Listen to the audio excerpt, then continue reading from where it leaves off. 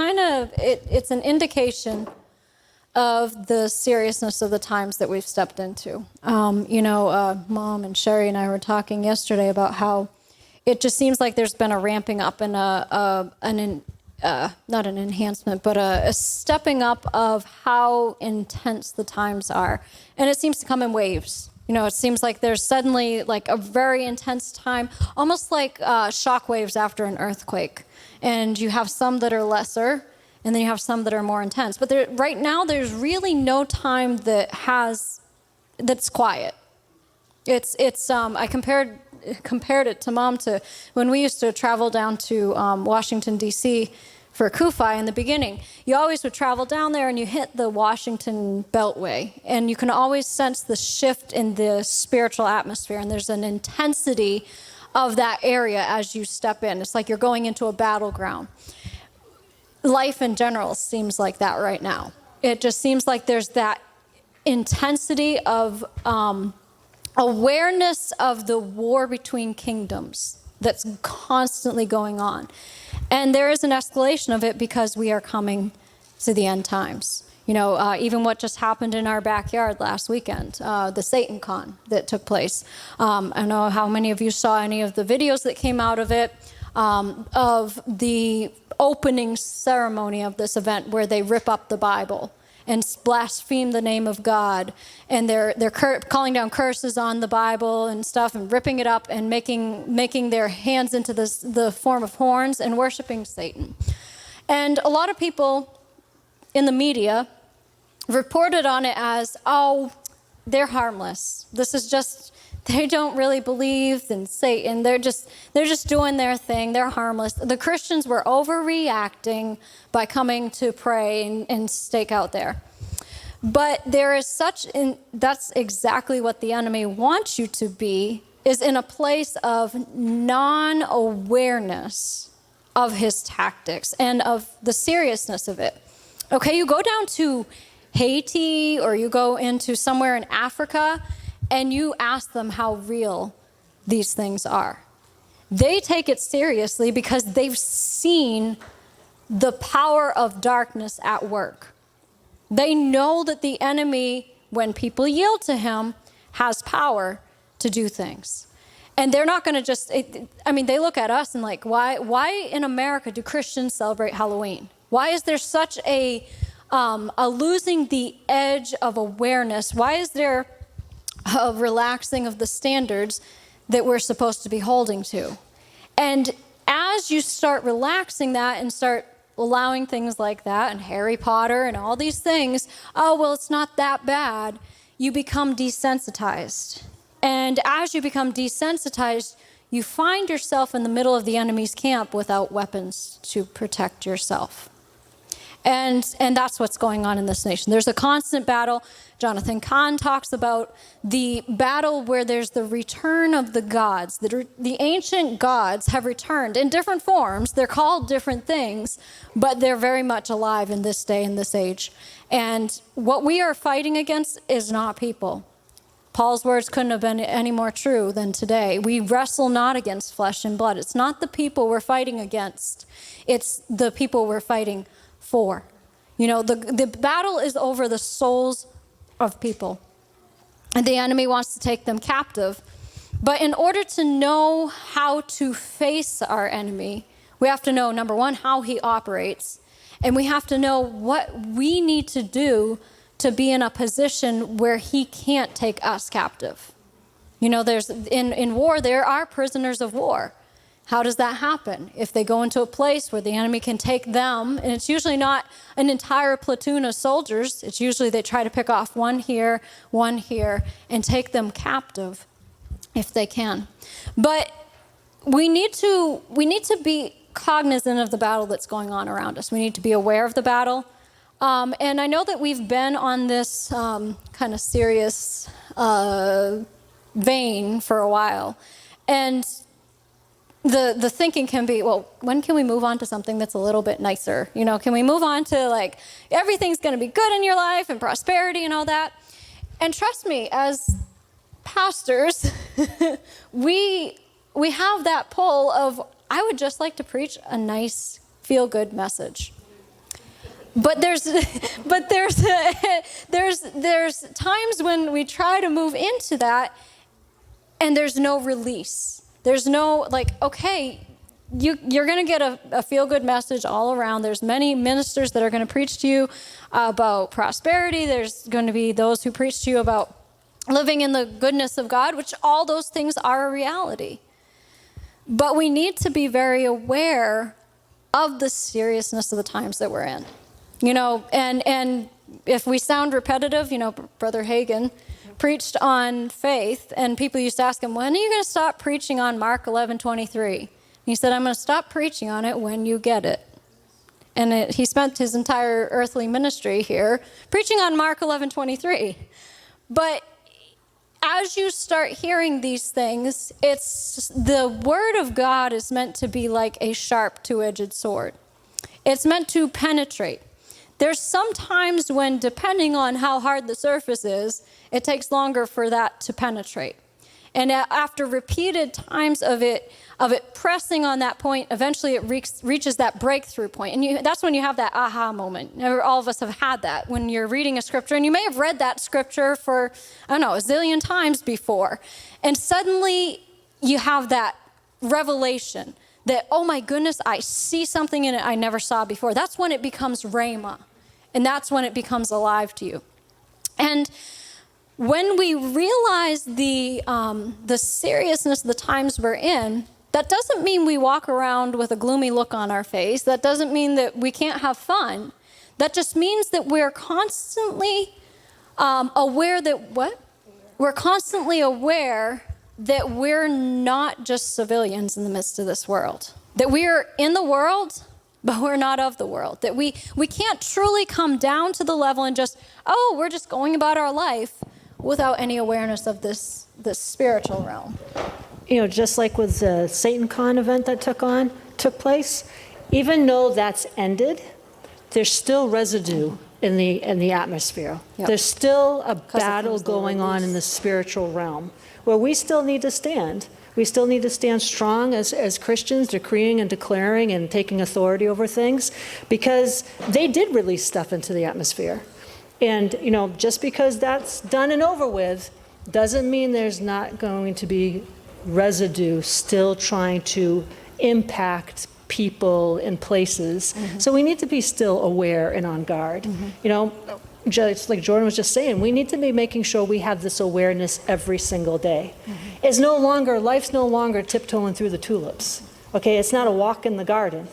You know, it can be, but we've got to realize the seriousness of the times that we're in. Yeah. Like she said, we're still about having fun and like that, but we've got to also always have in our radar the seriousness of the times that we're in. Mm-hmm. And life is not as usual. Mm-hmm. You know, it's not, because we are in such heightened times and things are so serious. Come on, you know, I don't recommend it. We don't, but you know, turn on the news and you have seen how things have just escalated. Oh, yeah. It seems like every single day now multiple things that the kingdom of darkness is doing to people. Mm-hmm. And that's why we just need to be standing on guard. You know, and not just for, obviously very importantly for our nation. You know, we hear people talking about how we need to stand for the soul of our nation. That's important. And it's important for people outside these doors and stuff. We need to be reaching them and standing for them. But right now, it's just important for all of us individually in our personal lives. The enemy's tracking, and he's tracking big time. And I'm going to be bold enough to say that he's tracking big time many individuals in this very congregation. So as we put our focus on decreeing and declaring, and yes, it's about the soul of our nation and making sure we take back our nation for Yahweh, and it's about the souls of the people, and you know, we're fighting for them and stuff. But it's also making sure that we are keeping the enemy off of us and our families. That's right. Especially this congregation. Okay, he meant to wipe us out almost 3 years ago. Mm-hmm. And he found out big time he seriously failed. Mm-hmm. But he has not given up. And he's really ramped up his plot, his strategy. He's really ramped it up over the last few weeks. And as those of us, as this family of this congregation, the ones that are the soldiers, that are the sons and daughters of the Most High God, where this congregation, this is our territory.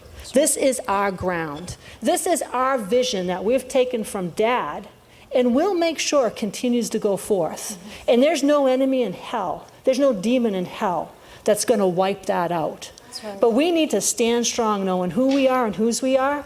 And when the enemy tries to come with defeat or failure or weariness or quit attitude or tiredness or I just don't care anymore, you need to recognize where that's coming from and what the goal is, because that's not Yahweh.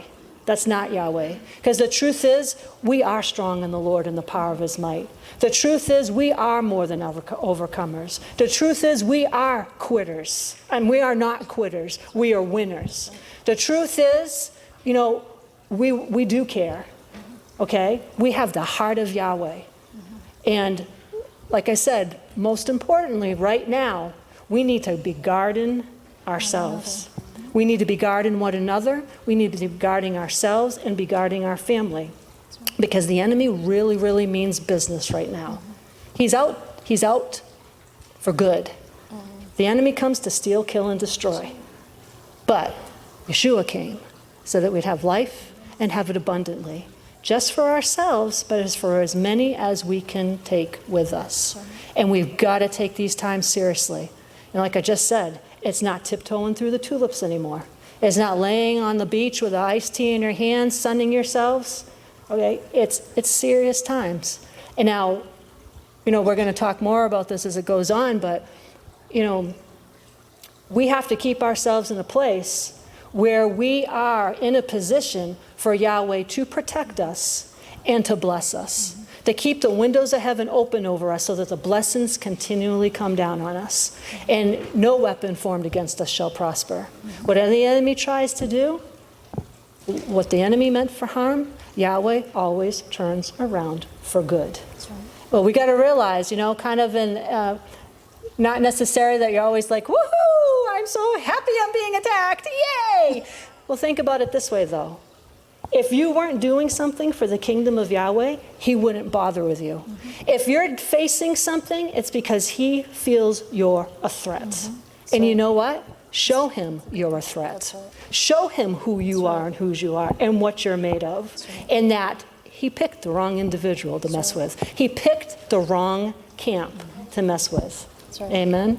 And it's really, the battle is all about keeping our focus on the things that are above, not on earthly things. That's the biggest thing that the word will direct you toward. That's the biggest thing that any preaching is directing you toward, keeping your mind on the things above. C.S. Lewis had an interesting quote. If you read history, you'll find that the Christians who did the most for the present world were precisely those who thought the most of the next. If you keep your eyes on the fact that Yeshua is coming very soon, if you keep your eyes on the fact that we want to take as many people with us as we can, that will change how you walk through your everyday life, how you carry yourself, how your interactions with people, as you walk through the marketplace, as you walk through your work. It will change every part of your life if you're truly cognizant of the spiritual realm, cognizant of why am I really here? Again, like I said, we're not just here as citizens, as mere men in this world. We're here as the ambassadors on assignment. It is since Christians have largely ceased to think of the other world that they have become so ineffective in this world. So if you're not thinking of the world that is to come, if you're not keeping your eyes on the fact of Yeshua coming soon, then you're going to walk ineffectively in this world. And all of us want to be effective. We want to be effective in what he's called us to do.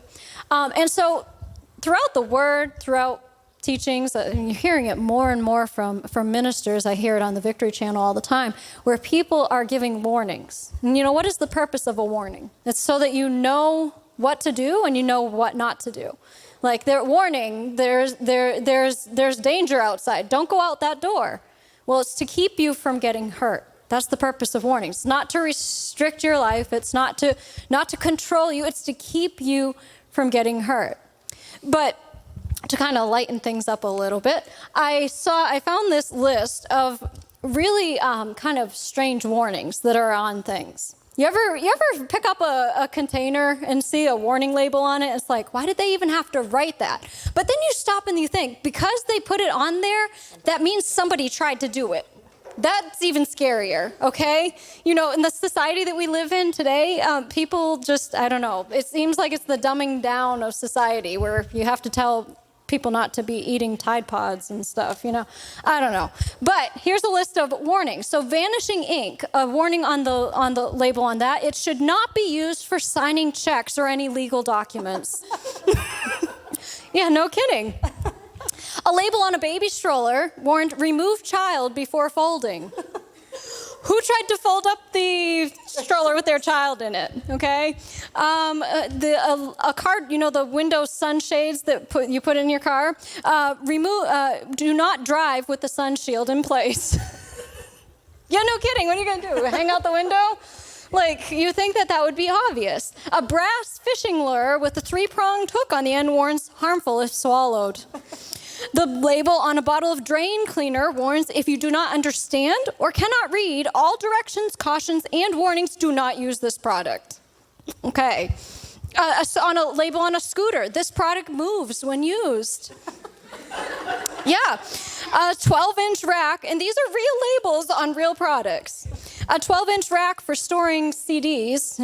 Some people don't even know what CDs are anymore. But a 12-inch rack for storing CDs warns, do not use as ladder.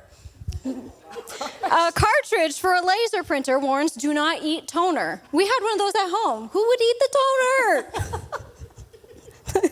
An iron-on shirt pattern. Do not iron while wearing shirt. I really hope nobody tried that one. I really hope. A popular manufactured fireplace log warns, caution, risk of fire. Yeah, that's the purpose of it. A box of birthday cake candles had a label on it, said, do not use soft wax as earplugs.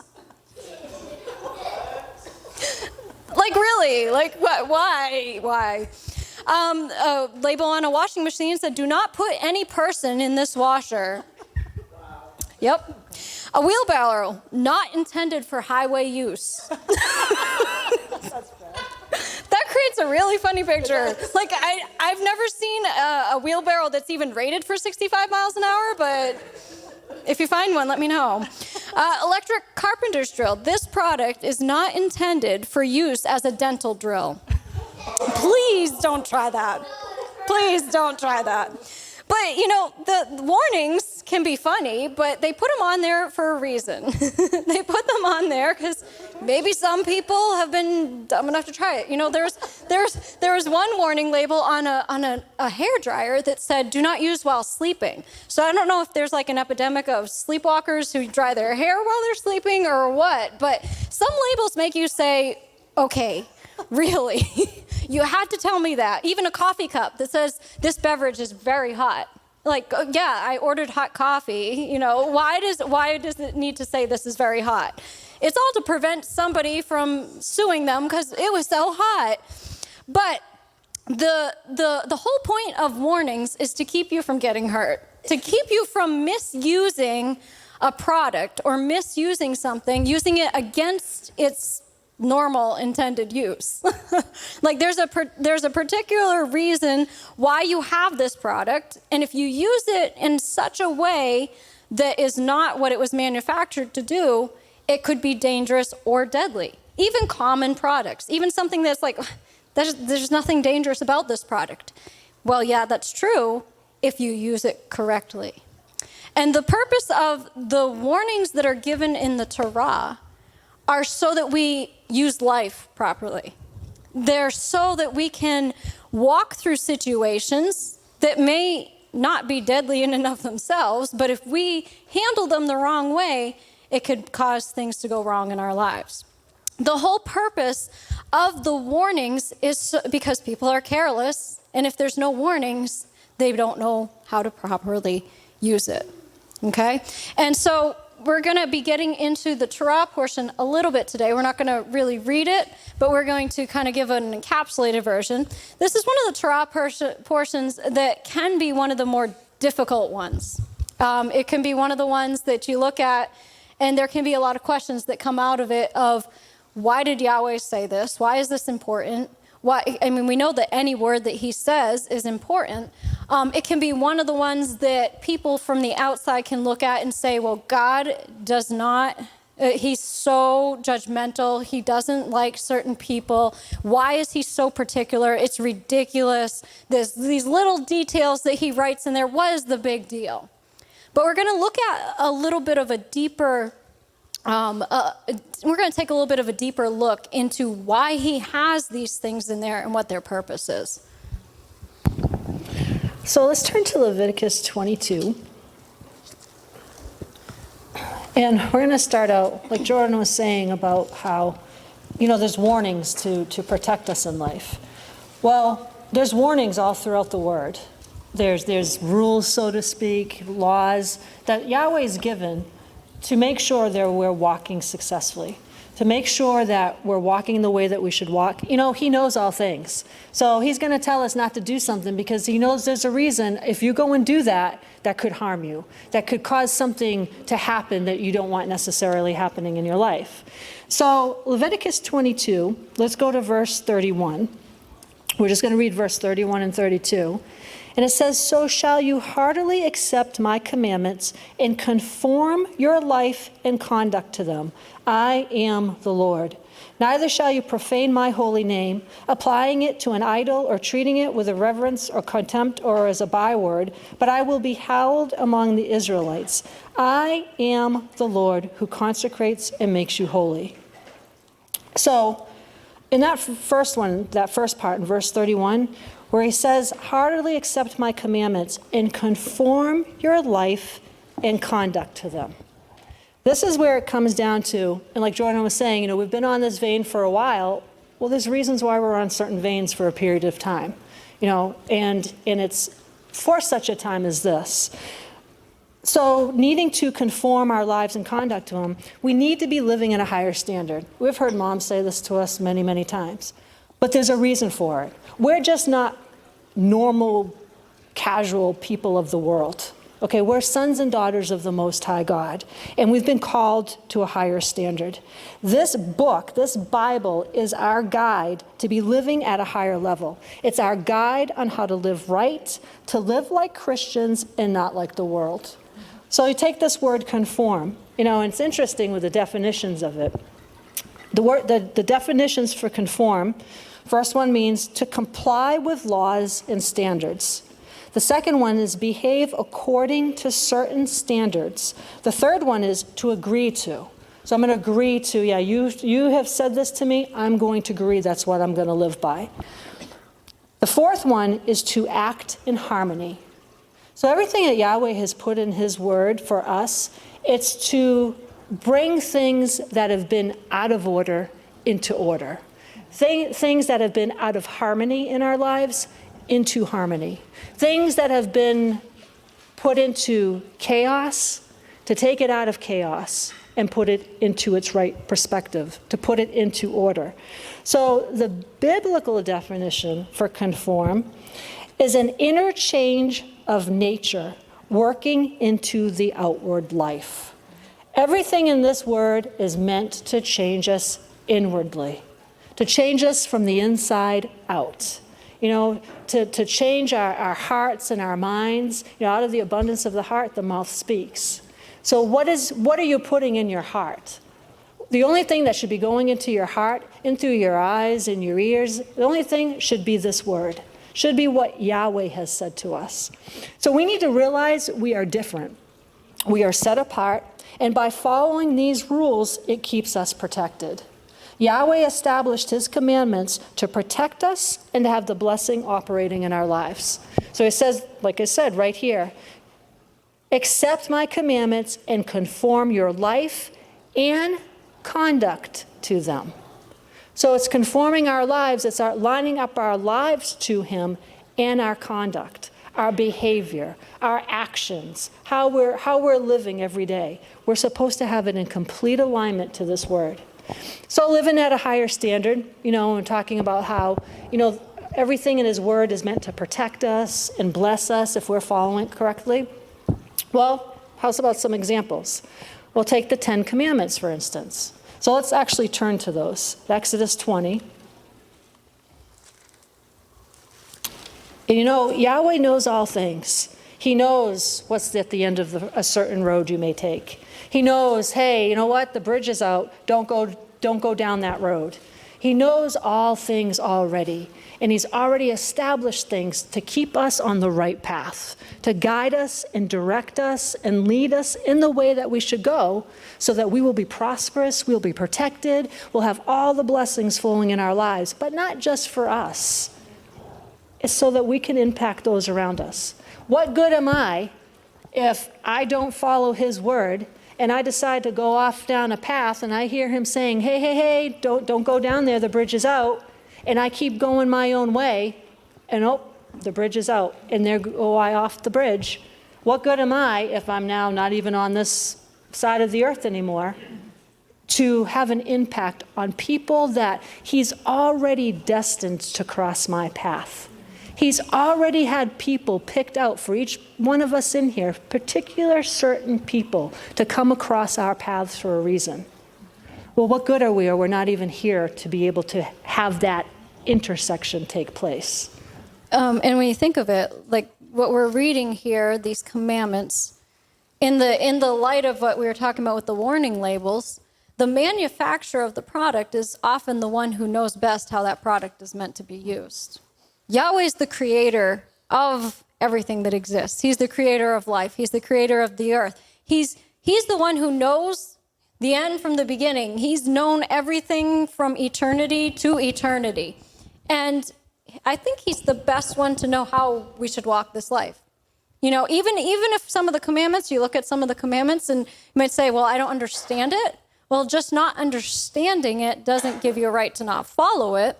You might not know the application, but that's where you say, Holy Spirit, how do I apply this to my life? But there's no little commandments.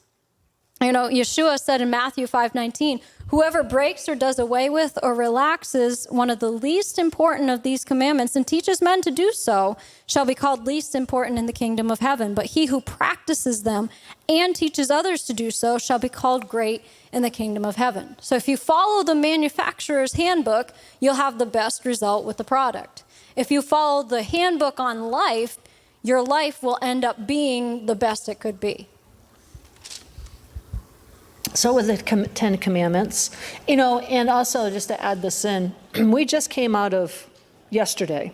Yesterday was the second Passover. It was Pesach Sheni, right? Sheni. I always do that. It was Pesach Sheni.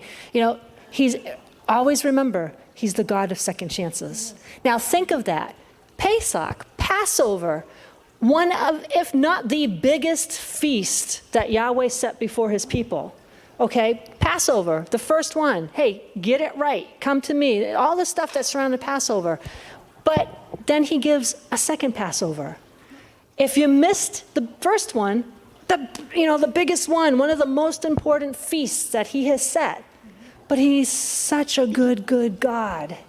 So good. The goodness of our God, the greatness of our Abba. He's a wonderful, awesome daddy. That he's the God of second chances.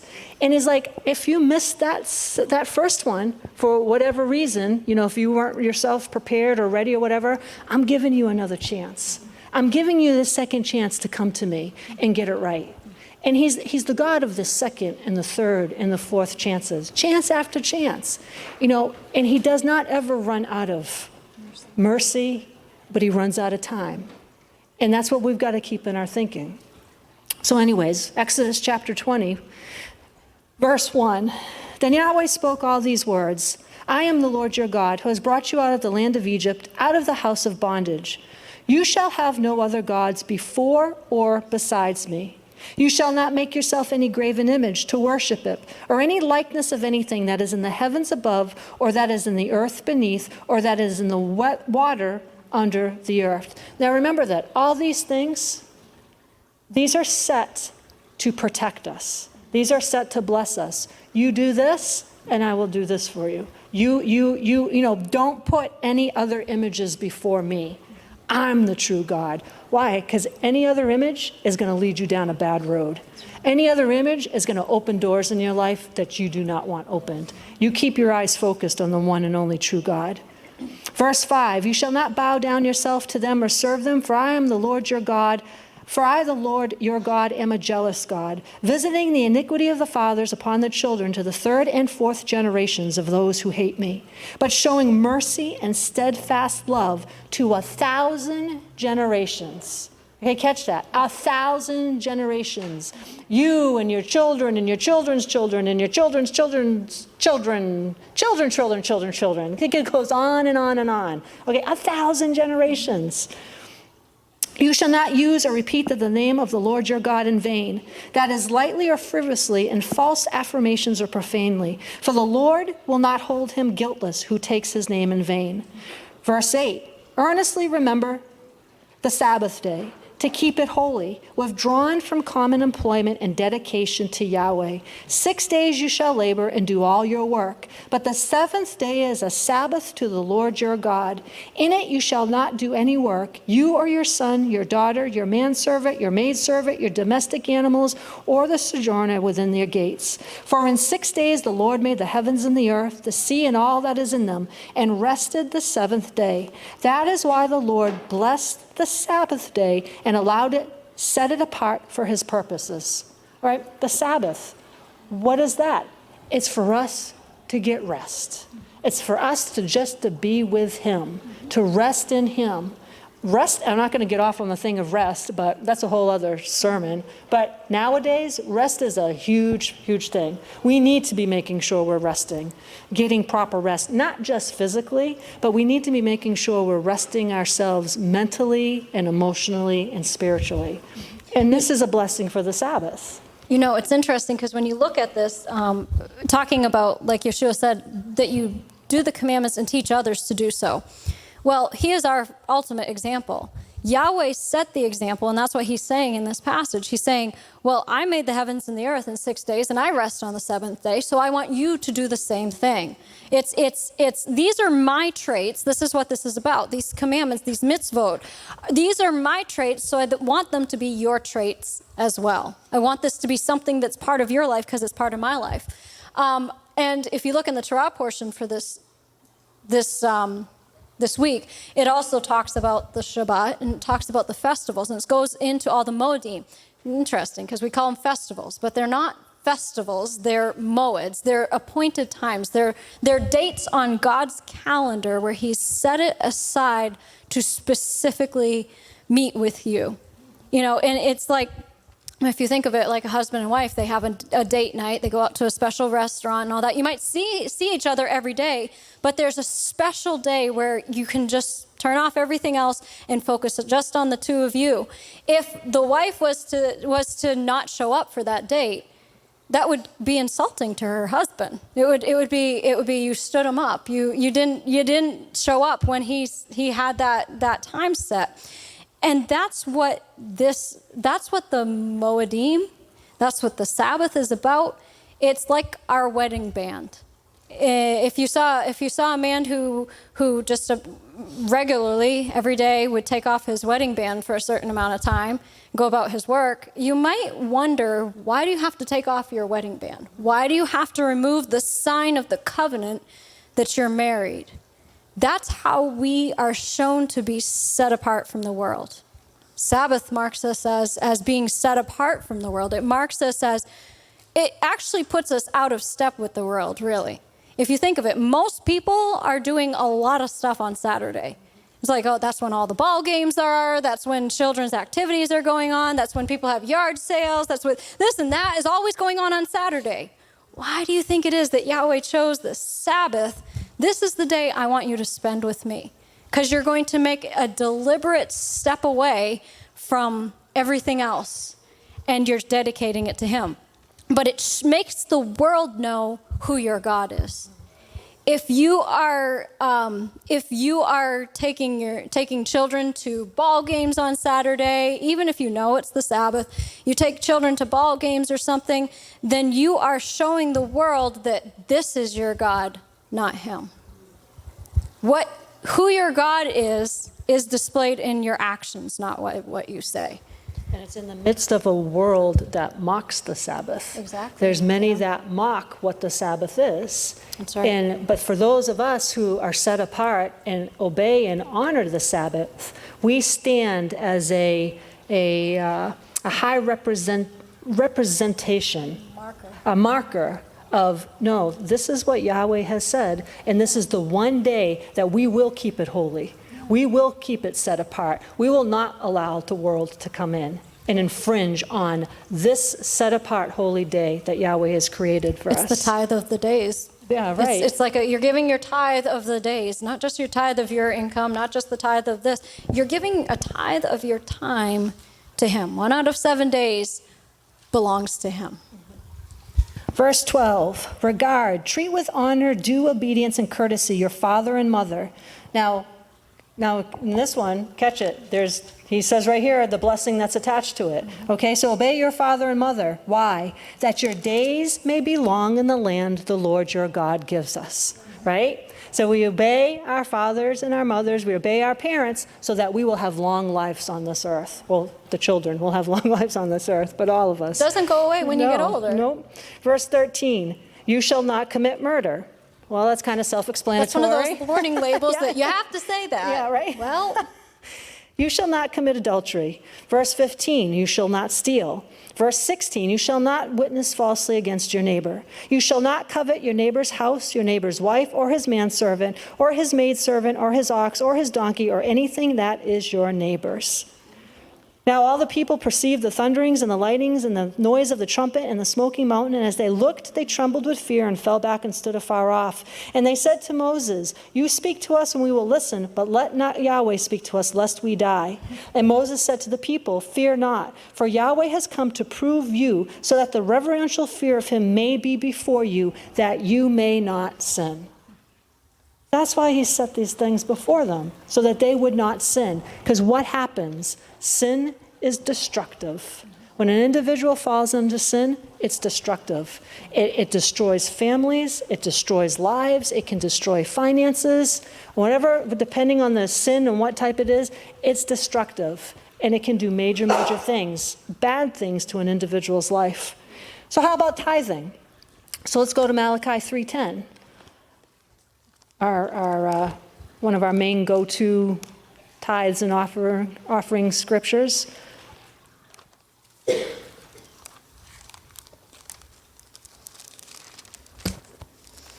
So Malachi 3:10 says, bring all the tithes, the whole tenth of your income, into the storehouse, that there may be food in my house. And prove me now by it, says the Lord of hosts, if I will not open the windows of heaven for you and pour you out of blessing, that there shall not be room enough to receive it. He's giving us the commandment, the rule, the higher standard that you're going to be tithers. And what's attached to that? Obviously blessing. He's going to throw open the floodgates of heaven and pour out so much blessing upon us that we don't have room enough for it. But it's also protection. As tithers, we're protected. Read down in verse 11. And I will rebuke the devourer, insects and plagues for your sakes, and he shall not destroy the fruits of your ground, neither shall your vine drop its fruit before the time in the field, says the Lord of hosts. And all nations shall call you happy and blessed, for you shall be a land of delight, says the Lord of hosts. So tithing, the higher standard to live by is being tithers. Why? And he will rebuke the devourer for our sakes. He will, that's a huge thing. You know, we all know the story in here of Mark Barclay's granddaughter who drowned in that swimming pool. And she's gone, drowned, dead, gone. And they pull her out of that swimming pool, and she's laying there, and what happens? The son-in-law, right? I believe it was the son-in-law, comes running out and yells at the top of his lungs, I'm a tither. I've got covenant rights. He is the God of the tithe, and I call on my covenant right as a tither. And Satan, you are rebuked for my sake. And what happened? In front of all those paramedics, boom, that little girl's body jumped off, came up off the thing. That's a blessing attached to being a tither. Yahweh set us before us a standard. Be a tither. You will bring me the 10th of everything. And what will happen? I will protect you. I will bless you. But I won't just protect you and bless you. I will protect you and bless your family. I will rebuke the devourer for your sake. I will rebuke those of you who are believing for a child, or you're pregnant and carrying a baby. You will not drop your fruit before it's time, because I rebuke the devourer for my sake. Then you can literally apply that to, where he says, he won't destroy the fruit of your ground. Well, those are the gardeners, okay? You have the most amazing, abundant, prosperous garden that there ever was, okay? Your normal little 1-foot zucchinis that you buy in the supermarket could be these 3-foot zucchinis, okay? Because there's blessings attached to the commandments. I will rebuke the devourer for your sake. Insects and plagues. Notice how the Amplified says insects and plagues. No plague can come nigh our dwelling. It says that in Psalms 91. So all of these things, we've got to live at this higher level, at this higher standard, and realize when we do this, we are protected, and we have the faucet of blessing turned on over our lives, just pouring down on us. All right, so what about relationships? Let's go to 2 Corinthians. There's something, there's a commandment, there's a scripture to cover everything in our lives, every area of our lives. So 2 Corinthians chapter 6, verse 14.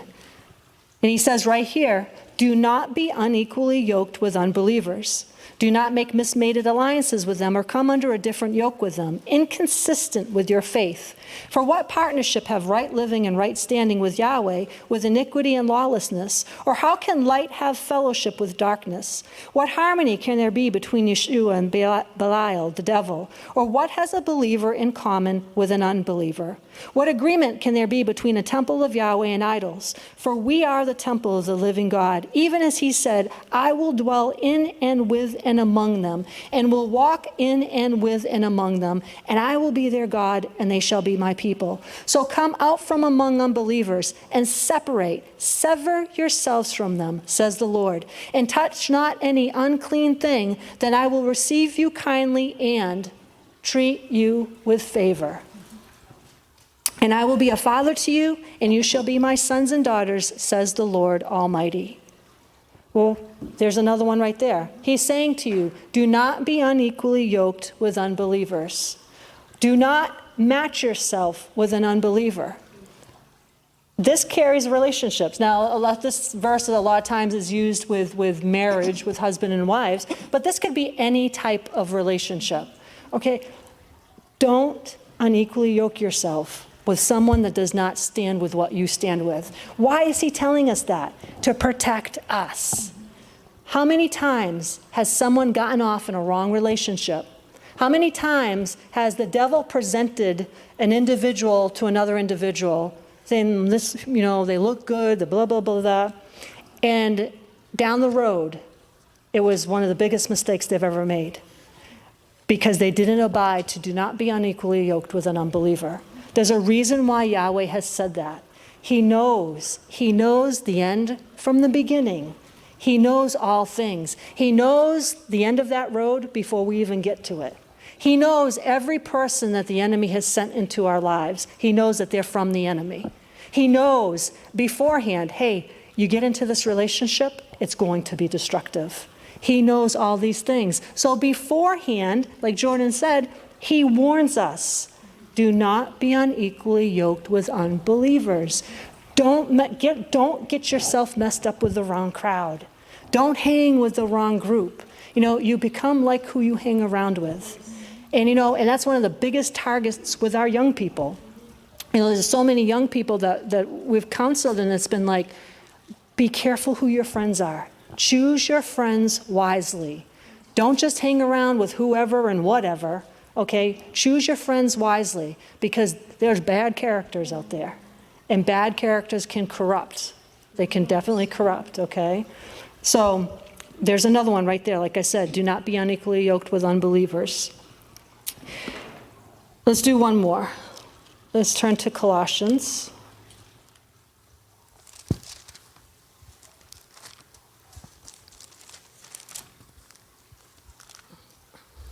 Yahweh calls us to a higher standard because he's calling us to be like Yeshua.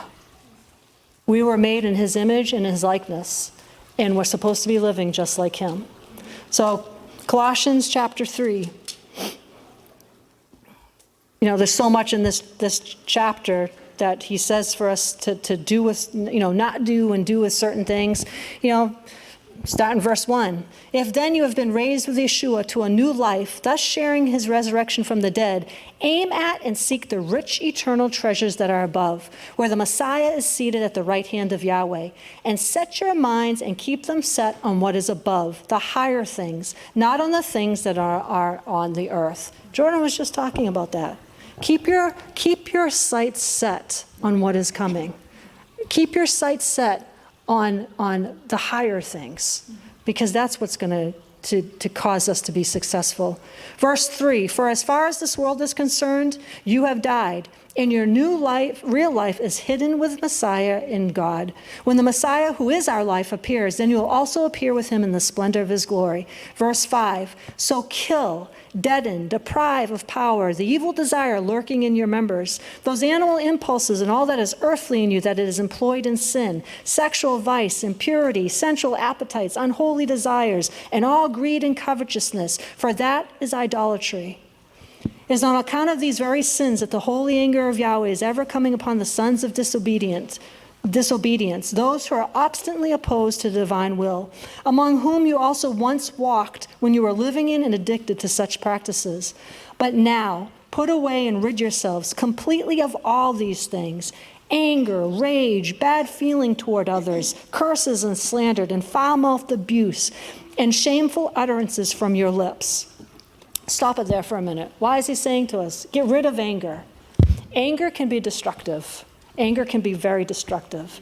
Not only for the person that's the recipient of the anger, but probably more so for the person that's giving the anger. Just because of what it does to the chemical compound of your body. Anger can do a lot of bad things to your body.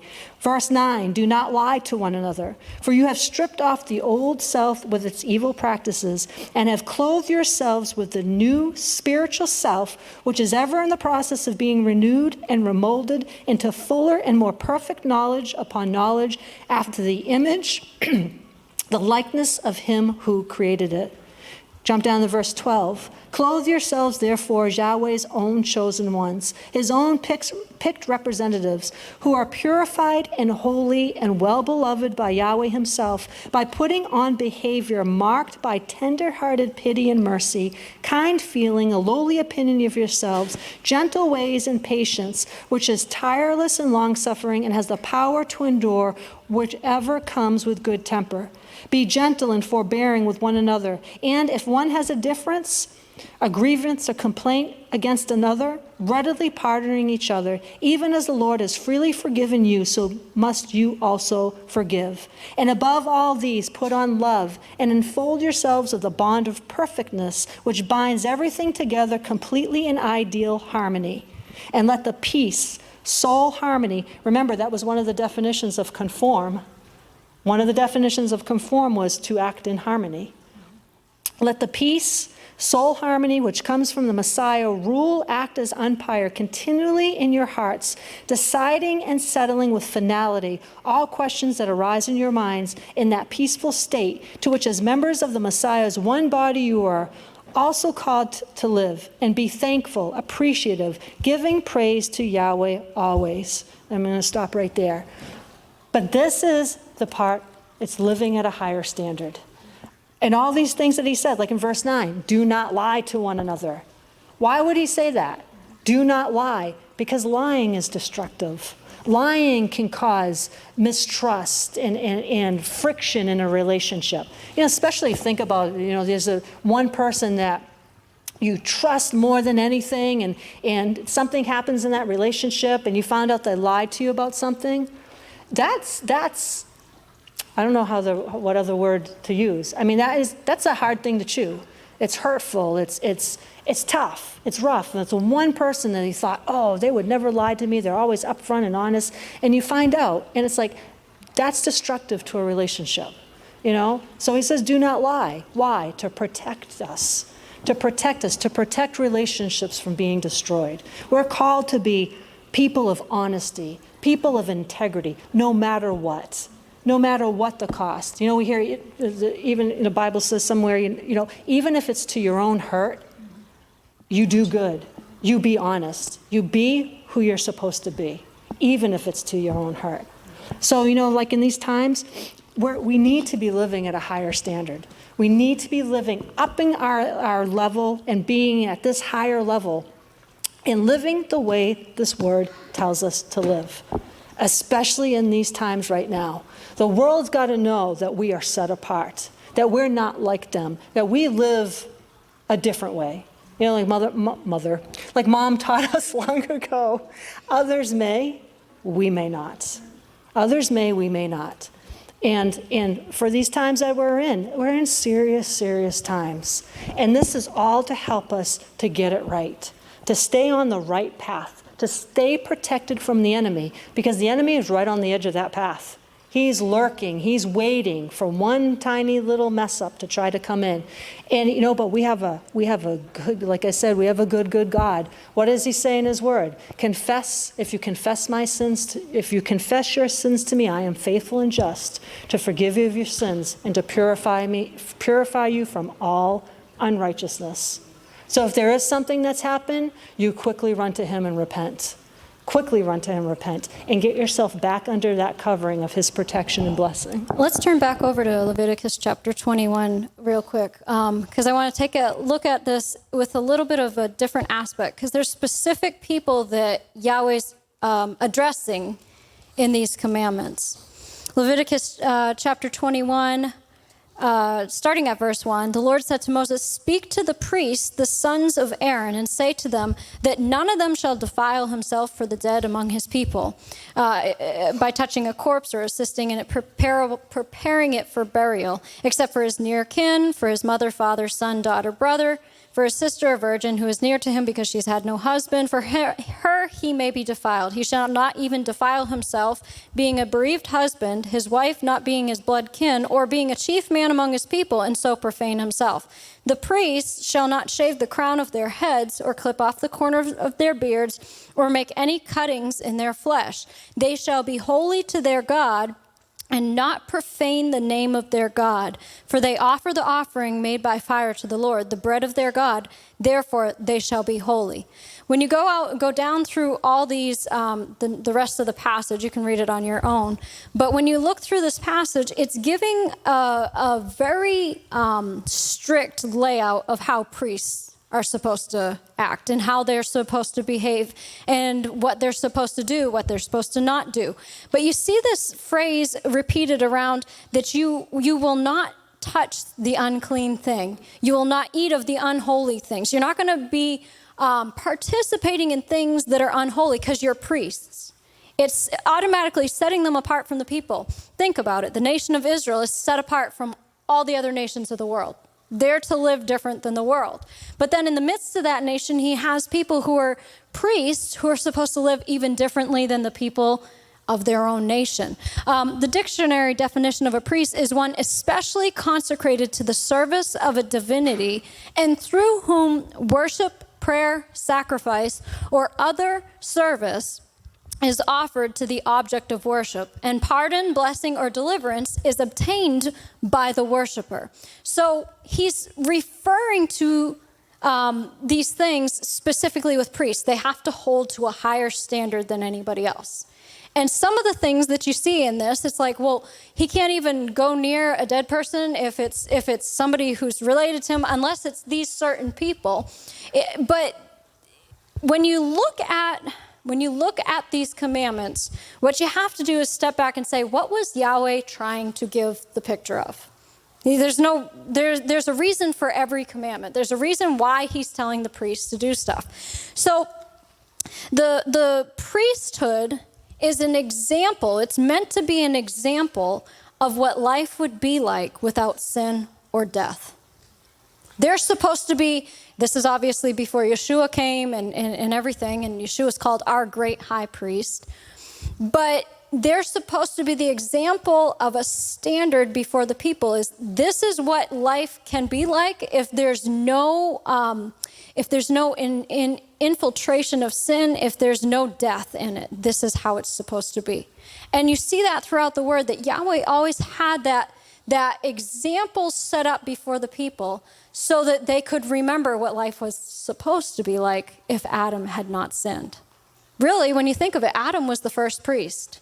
He was the first one who was supposed to be offering up worship. He was supposed to be giving a tithe of the food. He was supposed to be giving of himself to the Lord. And then you have that pattern repeat itself. Melchizedek, the high priest of Salem, who offers the bread and wine, blesses Abraham and everything. Throughout the word, you have these examples. And we can look at it and say, well, that was for the priests of the Old Testament. That doesn't apply to us. Well, if you look at 1 Peter 2:9, we're not going to turn there, but 1 Peter 2:9 refers to us as a royal priesthood, a holy nation. We're people who are chosen and set apart, called out of darkness into his marvelous light. We are called a priesthood. So if we are supposed to be a priesthood, don't you think we should know how priests are supposed to act, how they're supposed to live, how they're supposed to carry out their lives? He reveals in this that he takes holiness very seriously. You know, a couple weeks ago, we had read the instance of Aaron, Nadab, and Abihu, when Nadab and Abihu offers the unholy fire, the strange fire, and the fire that comes from the altar strikes them dead. But, you know, when you think of it, from that day forward, probably every Israelite thought, I'm glad I do not have the job of being a priest.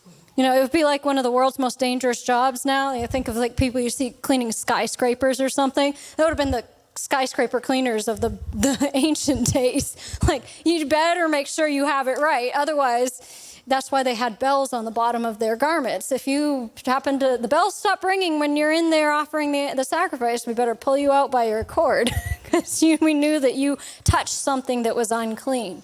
But why is it that Yahweh is so strict about this? You know, in chapter 22, he says that no man of the offspring of Aaron who's a leper shall eat of the holy things until he's clean. And whoever touches any person or thing made unclean by contact with a corpse, or whoever touches any dead creeping thing which he may be made unclean, or a man from whom he may acquire uncleanness, whatever it may be, the priest who has touched any such thing shall be unclean until evening, and he shall not eat of the holy things until he is bathed with water. So he's like very much like the verse that she read in Corinthians, where it talks about touch not any unclean thing.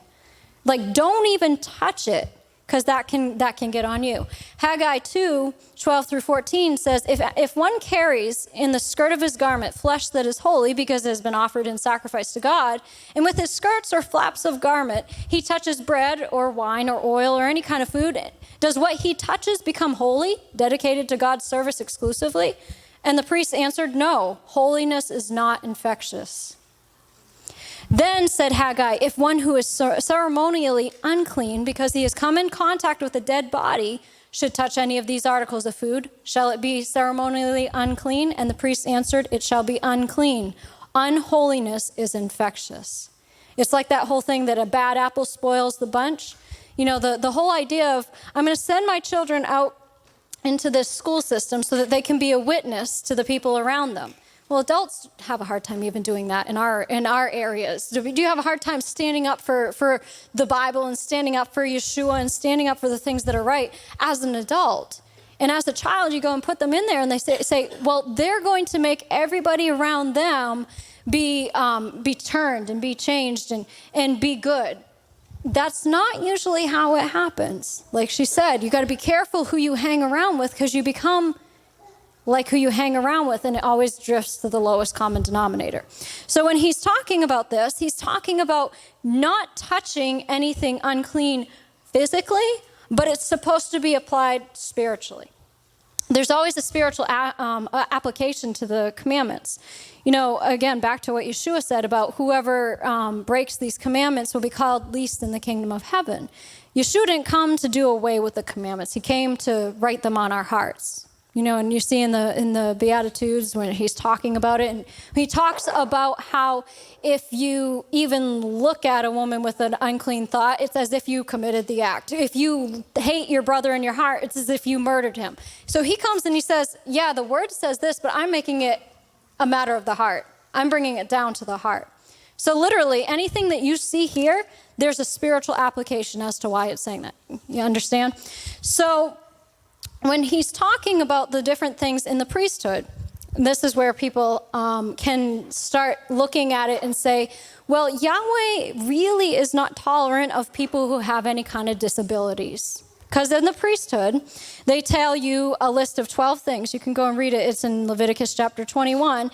That he tells them if they have any blemish, they cannot approach God's altar to offer the sacrifice. So talking about priests again, it's not just talking about any person. If you're any of these things and you're just in the congregation, you can still worship the Lord. It's talking specifically about priests, that they're supposed to be standing there as an example of what life would be like without sin or death. We know that handicaps, we know that those type of things are not present they were not present in the garden, and they're not present in heaven. They're an image of something that's caused by the curse that's on this earth, which came as a result of sin. And so when you look at each of these things spiritually, you see the picture of what Yahweh's trying to give. And I took some of this stuff from, there's a man called Grant Luton. He really expounds on the Torah portions, and he gets into the inner meaning of it as a believer in Yeshua. How can we apply this to our life? So there's these 12 things that the requirements of the priests, they could not be blind. So a priest could not be blind. Well, you could say, well, okay, yeah, they can't very well be walking in and offering sacrifice if they can't see. But what's the spiritual application of that? You can't live by your feelings. If you're going to stand in this place as priests, which we know we're called to be a kingdom of priests, so that applies to all of us. You can't be living by your feelings. You have to be able to see clearly and spiritually discern what's going on. How does a blind person see what's going, tell where they're going? They do it by feeling, they do it by hearing, they go by their other senses to try to feel what's going on. You can't be doing that if you're in this place. Could not be lame. You have to be able to stand firmly and hold a position. You can't be halting, you can't be limping, you can't be hesitating in your Christian walk. Disfigurement, especially of the nose. This is interesting, this one. Your nose is a discerner. You walk into a place and your nose will immediately pick up if there's smoke. Before you even see fire, before you hear the crackle of the flames, you can smell the smoke. So you have to have a keen spiritual discernment. Disproportionate limbs, one leg or one arm that's shorter than the other. You have to be balanced spiritually. You can't have one aspect of your life that's way out of proportion to the other. If you had a broken foot, you couldn't go in and serve as priest. You can't have an impaired walk with the Lord. Broken hand, you can't have your work impaired. You must be able to do the work the Lord has given you.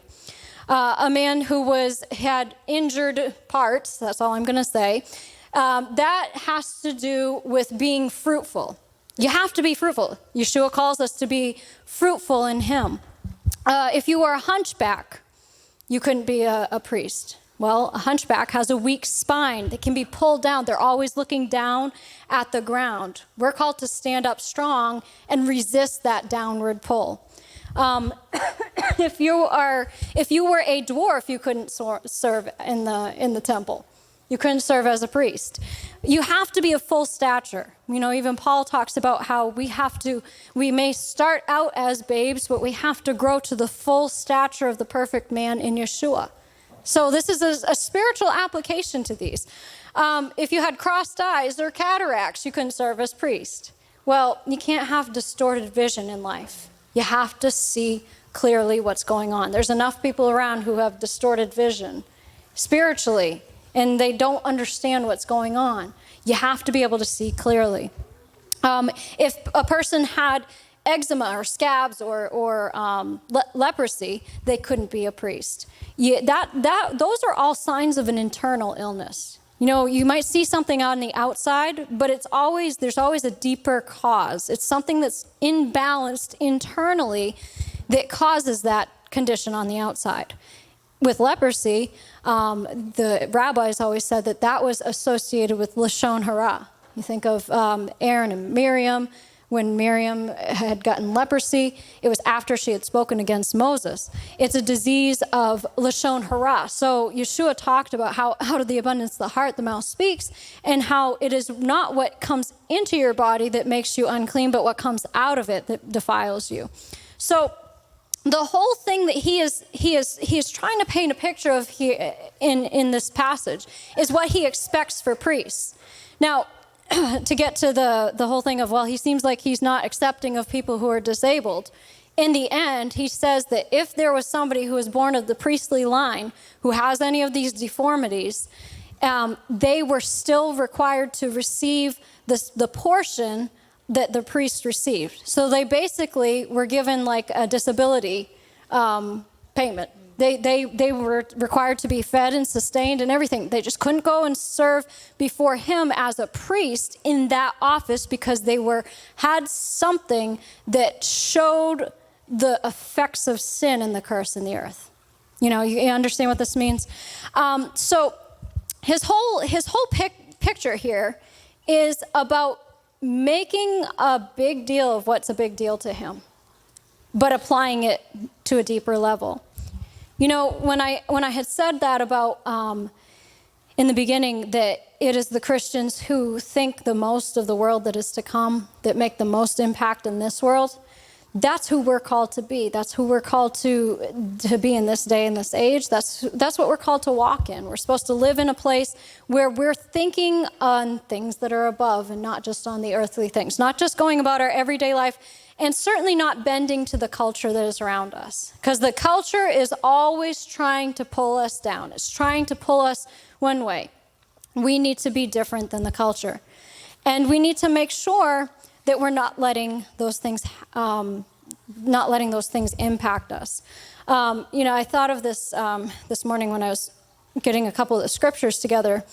C.S. Lewis had written a series of books. I think it was the Chronicles of Narnia series. And not necessarily child's reading, so I wouldn't recommend that for children or the movies. But there are some phrases that he uses in it that are powerful keys to our spiritual walk.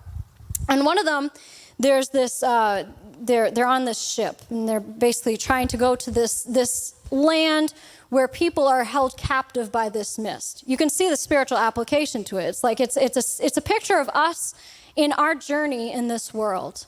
That our mission is to set free the people who are being held captive by the enemy, but we are called to walk differently in the midst of it. And as they're going to try to set these people free, they're encountering every kind of temptation, every pull. And the purpose of these pulls is to try to get them off course so that they can't be effective in setting these other people free. And the picture is so clear the way they paint it.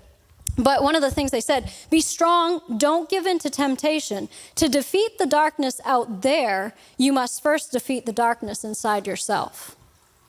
So, if you're going to go out and attack the darkness and what the enemy's trying to do and set people free, you first have to remove any trace of it from inside of you. Because you can't, how can darkness fight darkness? You got to get rid of it from the inside of you. And that darkness can make your nightmares come true. It seeks to corrupt everything, and it wants to steal the light out of this world. That's exactly what the enemy's plot is in everything. He wants to corrupt anything that's good. That's what's going on in our nation. That's what's going on around this world. He's trying to corrupt anything that seems good, anything that has a hint of goodness in it. He's trying to twist it and corrupt it. And it's trying to steal the light, the very light, out of this world. Now, we know the light shines on in the darkness, and the darkness can't put it out. But there's this one instance where Prince Caspian is going, and he has to learn a lesson. And he's brought to this place, to this island, where he finds a pond that everything that goes into it turns into gold. So it's that lure of something that's like, oh, wow, whatever I put into this pond, it turns into gold. But even people who fall into it turn into gold. So it's a dangerous thing, and it's slippery around it. So if you get close to that edge, you're in danger of slipping into this pond, and then you turn into gold, which is kind of like Lot's wife turning into a pillar of salt. That's it. But Prince Caspian and the people who are traveling with him is starting to look at it and say, I'd like to have a few things of gold that I can take home. Like, just maybe if I'm careful, I can get right up close to the edge and put a couple things in and take it back out before anything happens to me. And, they're arguing over who owns this pond, and, there's just like all this stuff going on. And all of a sudden, Aslan walks by, and he's the one who represents Yeshua in this story. He doesn't say a word, he just walks by them. And just the presence of his walking by startles them. And they say, wait a minute, I was about to make a really foolish decision. I was about to do something that could have cost me my life. And they got back into line. The whole point is that Yeshua, at some points in our lives, walks by us. It's like when you would say that smell mom's perfume sometimes. Just when you're about to do something else and you smell mom's perfume. Oh, wait a minute. Yeah, spirit man rise up and flesh submit. But if you are conscious, if you keep your eyes on the things that are above, you won't get into a place where you're that close to the pond that's dangerous. But when you're on that verge of stepping into something that's dangerous, that's the moment when Yeshua walks by you with something that reminds you, something that catches your attention, something that grabs you and causes you to remember who you are, that you're not of this world, that you're not called to be focusing on these things in the natural, that these temptations, where they really are coming from. When you're caught up in the midst of the battles that are going on, it's easy to lose sight of where you're headed. Sometimes you just need that lifeline of somebody stepping in and saying, hey, keep your focus, keep your eyes on me, and you're going to make it through this. The whole word is supposed to be like that to us. The word is our lifeline. It's our guidebook. It's to tell us, don't fold up the carriage with the baby in it. Things that we know, things that should be common sense to us. We know that we shouldn't be playing with fire. But how many times do people do it? Well, maybe I can just do it this one time, and if I'm careful, I won't get burned. But the whole point of our walk as priests unto Yahweh, as ones who are bearing his image, we're his image bearers in this world. Our whole point is to be walking so differently than the world that the world sees the difference in us. That they see, oh no, they're not just coming right close to the line. They're staying away from the line because of how much they love their God. Not out of legalism, not out of, I have to. God told me I can't do that. It's not the right attitude at all. It's about the heart. It's about how I want to walk before him in such a way that, I just want to please you. I want to bring you honor. I want to bring you glory because of all you've done for me, because of how you've set me free, because of how you've brought so much into my life. I want to just be different because that's what you want me to be. And if that's the motivation for everything, then you're gonna be walking in a different place in your life than you ever imagined, because that's who he's called you to be. Amen. Thank you for those of you who joined us today. We trust you've gotten something out of this message.